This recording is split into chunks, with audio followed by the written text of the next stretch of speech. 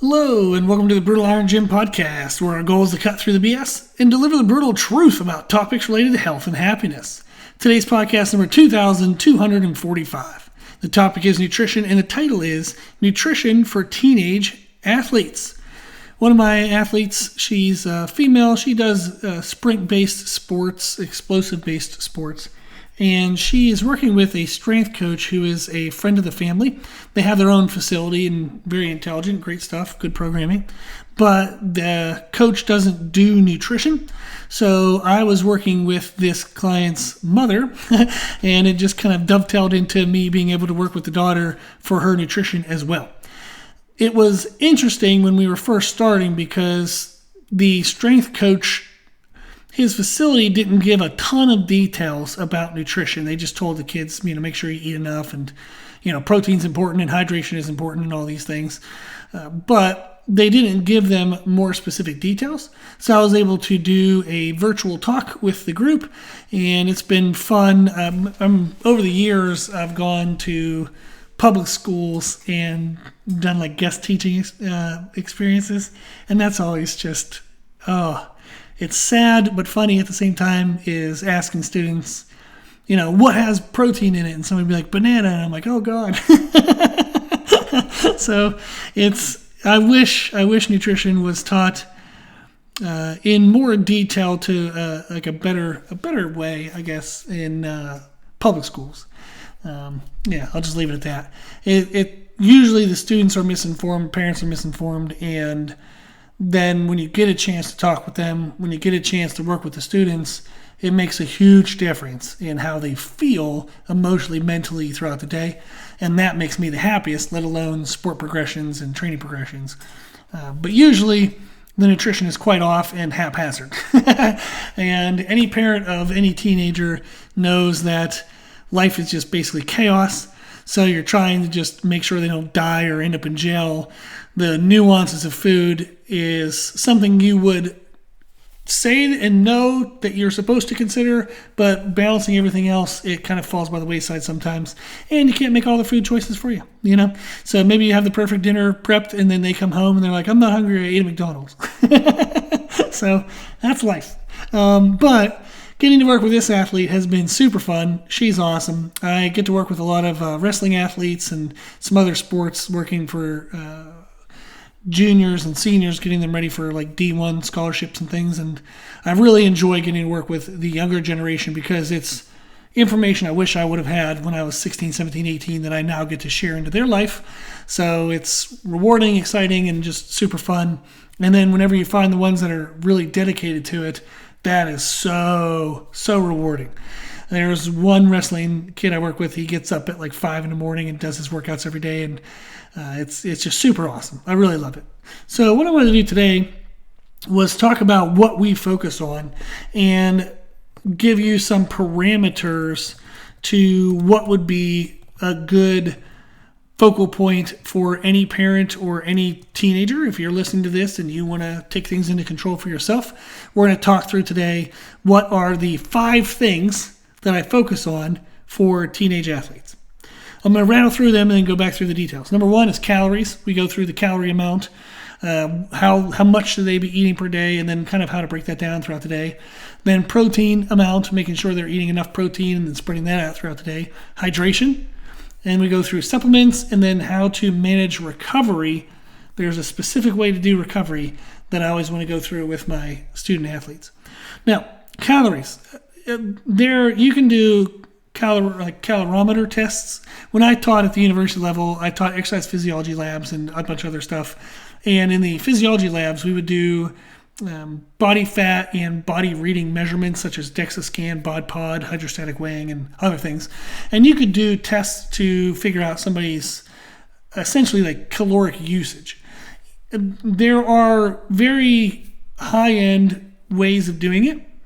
They're all going to, that's the most nuanced, expensive, crazy thing you can get to is still going to be a number that you then have to put into real-world application.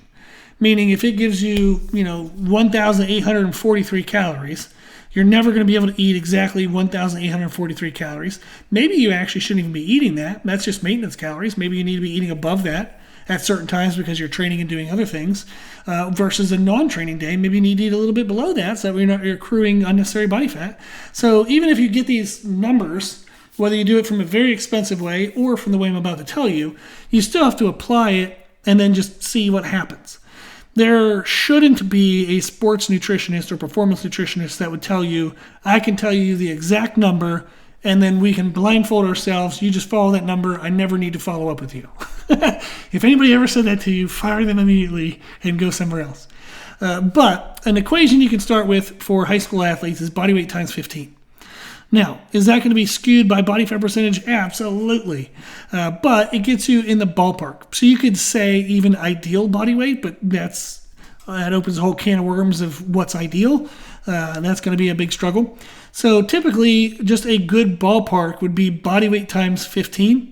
If someone's a little bit overweight, you can bring that down, body weight times 14. If somebody's rail thin, veins everywhere, maybe you can go up to body weight times 16. It really doesn't matter because whatever calories you start at, you're going to have to make modifications anyhow. But that gets you in the ballpark, body weight times 15. And then what we do is we track things every single week that will give us indications of whether or not we need to adjust our calories. What we track is body weight. I do like to track body weight with my teenage athletes. If they haven't developed a stigma towards body weight yet, great. Because then I can teach them about normal fluctuations and how body weight changes and differs over time in different conditions. So that way they never get a stigma against body weight. If they do already have one, well then why the hell would we wait till later in life to ever attack that? Let's attack it now. Let's learn why body weight has small fluctuations every day, and then how we can permanently change our body weight in whatever direction we want. What is the rate that actually happens at, and what do we have to do to make that actually happen? I definitely would like to do more body weight education in relation to nutrition for people of all ages, let alone teenagers. Why not get to it at the earliest point in life before it wrecks their life emotionally and mentally? Okay, so we do body weight measurements. We do it Mondays and Thursdays, and those are just the common days. If they miss Monday, they can send it to you on Tuesday. But Monday and Thursday, we want to do it in the morning. Wake up, go to the bathroom, but before you eat or drink anything, step on the scale. The reason why we do Monday is it gives us typically the end of the least consistent time that people are. People usually are least consistent with their nutrition on Fridays, Saturdays, and Sundays. But then it gives us the start of the most consistent, which is Monday, Tuesday, and Wednesday. So people typically will do great Monday, Tuesday, Wednesday, but then they do a horrible job on Friday, Saturday, Sunday. If we weigh ourselves on Monday and then we weigh again on Thursday, Thursday would represent what is our body weight after 3 most consecutive, probably the best days. And then Monday, the following Monday, gives us a body weight of what is our body weight after the 3 likely least consistent, the least adherent days. What we would like to see is not much of a deviation from Thursday to Monday. If we see an extreme deviation, that does mean that they're typically having lower levels of adherence on the weekends, and we want to focus on that. If there's very little deviation, then they're probably doing well over the weekends, and that it gives a good indicator for us as to if we're struggling to modify our weight over 4-week trends, which is typically what we look at. Over the last 4 weeks, where's our weight gone? We would see, okay, our Mondays have been all over the map. Thursdays have been pretty consistent. We probably need to rein in those weekends a little bit and see if we can bring down the variance and get us better to our targets so we can have more control over the long-term manipulation of body weight wherever we want that to go. So we weigh in Mondays and Thursday mornings and then just compare over 4-week trends. Are we going in the right direction? Then we check daily energy on a scale of 1 to 5. 1 is you feel like absolute crap. 2 is meh. 3 is it's a normal day. 4, I'm feeling not bad, like feeling pretty good. 5 is I felt great. So 1 to 5, that's what we look for. And ideally, we'd like to have 3, 4s, and 5s. Try to stay away from 2s and 1s as much as we can. Then we also track workout energy on the same scale, 1 to 5. We then will also track our mental health and enjoyment. I do this for high school athletes quite often, is I'll just ask them, like, how are you feeling overall with the process? Do you still like your sport? Do you still like the foods we're eating? Do you still feel like we're making progress? Are you still excited about working together towards this goal? I like them to give me an answer on that of 1 to 5 per week. If they start to give me 2s and 1s, I'd say, hey, what's going on?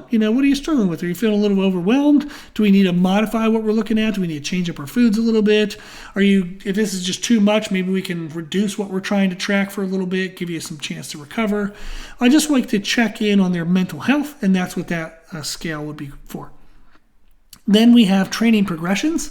Are they actually improving in their training? So if they're doing strength training block, are they getting stronger? If they're doing a muscle growth block, are they getting bigger? Hopefully their trainer doesn't do too many blocks. I like more combined training rather than periodized training. But that isn't always my decision. I'm just the nutritionist. So if they have training desired outcomes, we want to track that and make sure we're actually making progress towards those things. So those are things that we look at. And then we modify our calories based on that. If the body weight is going up, but we don't want it to, we got to bring the calories down, or look at our timing. Maybe they're under eating during the day and overeating at night, so we just need to modify that a little bit, bring some more calories during the day. Our goal with timing is to eat more when we move more, eat less when we move less. That is typically challenging because when we move more, we're busy. We allocate less time and importance to nutrition. So we have to look for more nutriently dense foods and foods that can travel wherever we're at. But that is our goal with calorie breakdown, is eat more when you move more, eat less when you move less. So that's typically eating more during the day, eating less at night. That would be our overall goal. That's the first thing we look at. The second thing is protein amount. We're going to do body weight times 1. So your body weight in grams of protein. If you weigh 130 pounds, you're going to eat 130 grams of protein a day. That can feel challenging, but we have whole foods that we can use, but you can also use supplements like Whey Isolate is a very good protein powder that you can use it's derived from whole foods. So it's not some weird, crazy chemical you're going to put into your kid and kill them. It's derived from whole foods. And there are very reputable, very good standing quality companies that have been around for decades. And we know that if that product was going to kill people, it would have done it already. So those are the companies we lean into. But that is something we can do in order to help supplement our protein intake. Typically, how I like to break down the protein is trying to spread it out throughout the day. The first 5 to 6 hours of being awake, we want to have 1/3 of our protein. The second 5 to 6 hours of being awake, we want to have 1/3 of our protein. And the final 5 to 6 hours of being awake, we have the final 1/3 of our protein. The calories, when we think of calories being eat more when you move more, eat less when you move less, refers to carbohydrates and fats. Those are our energy calories. The calories we get from protein is more so muscle and body repair and maintenance.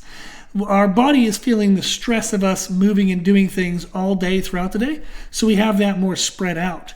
Whereas our energy nutrients, like putting gasoline in a gas tank, you would want to put the fuel in before you drive, but once you got where you want to go, you don't want to put a whole bunch of fuel in. So we put the calories in that are energy nutrients, carbs and fats, as we match our activity level. So carbs and fat calories are eat more when you move more, eat less when you move less. Protein calories are pretty evenly spread throughout the day. The next thing we look at is hydration. The absolute minimum is half your body weight in ounces of fluid a day. If you weigh 130 pounds, that would be 65 ounces of fluid a day. That is the minimum. I typically like to have my athletes between 1 to 1.5 times their body weight in ounces. So if you're 130 pounds, you're going to have 130 to 195 ounces of fluid a day. That can sound like a lot. But once you start drinking more, your body kind of realizes, holy crap, I really needed this, and the thirst improves. You can also do low-calorie, no-calorie flavorings, and that can help increase your interest in fluid. I use Skittle packets, for example. They're relatively cheap, and they have fun, weird flavors. But I like to drink that because it gives some taste to my water. But you can do it however you want to do it. Just that's our goal, is getting up to around your body weight in ounces of fluid a day. How you would have that, it's pretty evenly spread throughout the day, but again, you can follow that pattern of when you move more, drink more. When you move less, drink less. That's typically going to help you avoid being dehydrated at the time of your activity, which does have a significant impact on your performance. If you're dehydrated when you're trying to perform, it is quite significantly impactful negatively. So you want to always try to be hydrated. The goal would be is the last time you urinate before you're performing your activities, like your sport or training, the urine should be clear. It should be clear and not have a smell. That's typically going to indicate, that's not always the case, but it's typically going to indicate that you're well hydrated. So that would be something to consider is if the urination right before you go do your activity or right before training is dark or has a smell to it, you're likely dehydrated, and that can negatively impact your performance. So those are the first three things we look at is calories, protein, and hydration. The fourth is supplements.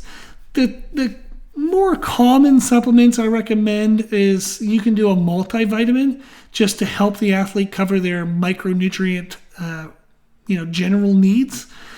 From there, we typically don't do electrolytes unless the person is really struggling to get in enough calories. If so, then we will do an electrolyte powder before training or before a sport performance. It's really pretty cheap. It's like 25 cents a day. It's pretty cheap. You can get various ones, like Nutricost is where I get my supplements, so you can go to Nutricost.com. If you use the code BrutalIron10, you get a 10% discount, by the way. So you can get electrolyte powder from them if you'd like. If you're feeling as though, man, we're really struggling to get enough calories in, they're struggling to get enough fluid in, we're likely a little underfed, we're likely a little dehydrated, electrolytes are probably going to be helpful for performance. And then we take calcium for bone health.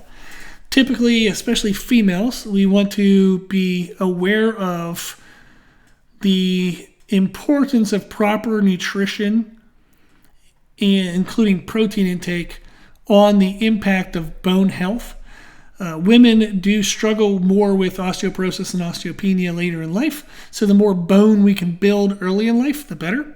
So we do take calcium. We also do vitamin D3, which helps with hormone and more mood support, especially with kids nowadays being inside more often. Vitamin D3 is like something we typically get from sun exposure.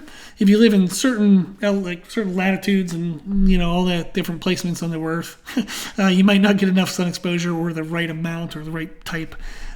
Let's just decomplicate it, make it uncomplicated by just taking some vitamin D3. It's super cheap.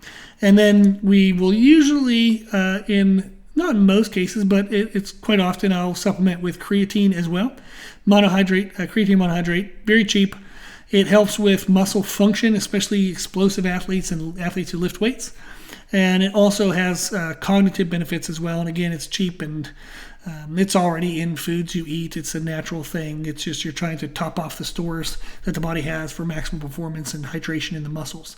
So those are typically the things we look at as multivitamin, electrolytes, if it seems to be the case that's needed. Then we have calcium, vitamin D3, and creatine. There you go. Again, Nutricost has creatine that has flavorings, like they have a fruit punch and a watermelon, which I really like. So that's another way to help increase fluid intake is you can just mix that with some water. Tastes good, so it helps you drink more water. My wife does unflavored creatine, and she puts that in her coffee. So if you drink coffee, that would be a good way to get a little bit of extra creatine in there, and it doesn't mess with the flavor at all. It has very fine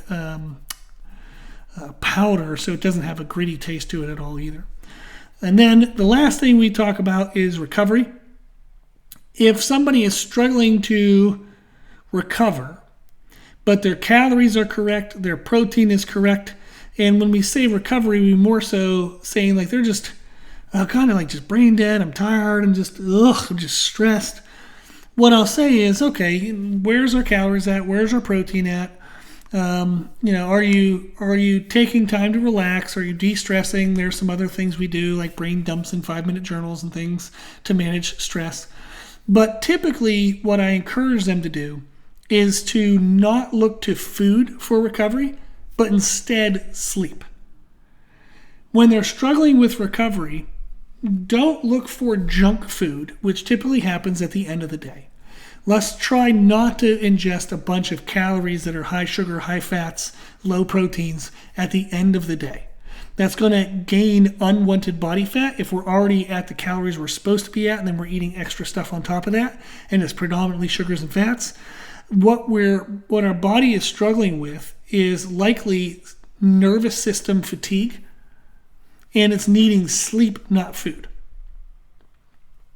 Typically, what also happens is the athlete is balancing a lot going on in life. They're balancing school, they're balancing social life, they're balancing their sports. Maybe they're only sleeping 5 or 6 hours at night. A teenager should be sleeping 8 to 10 hours at night.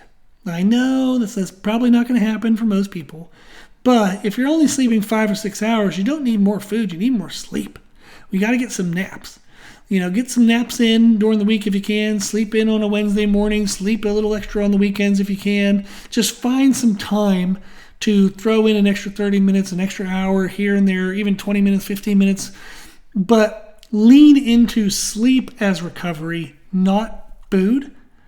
And this helps us better control our body fat levels. It also helps better control our dependency on food for emotional needs and emotional support.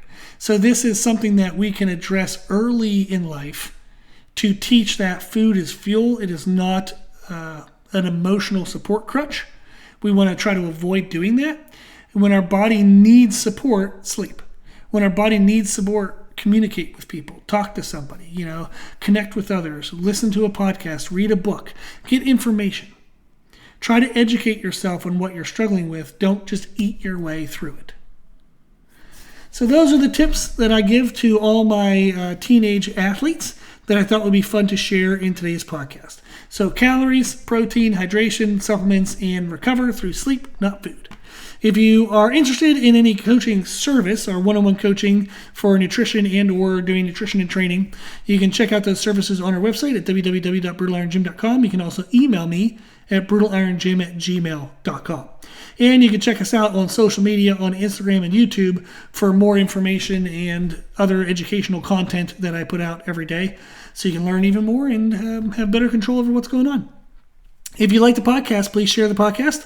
The more people we share it with, the more people we can help. If you like the podcast, please consider donating to support the podcast. You can get your supplements from Nutricost.com using the code BrutalIron10 for a 10% discount. And then whatever you spend, we get a 10% commission. So it's a great way to get great supplements at a great discount and give back to a great cause. And then, as I said, we are on Instagram and YouTube. You can find us and follow us under the name Brutal Iron Gym.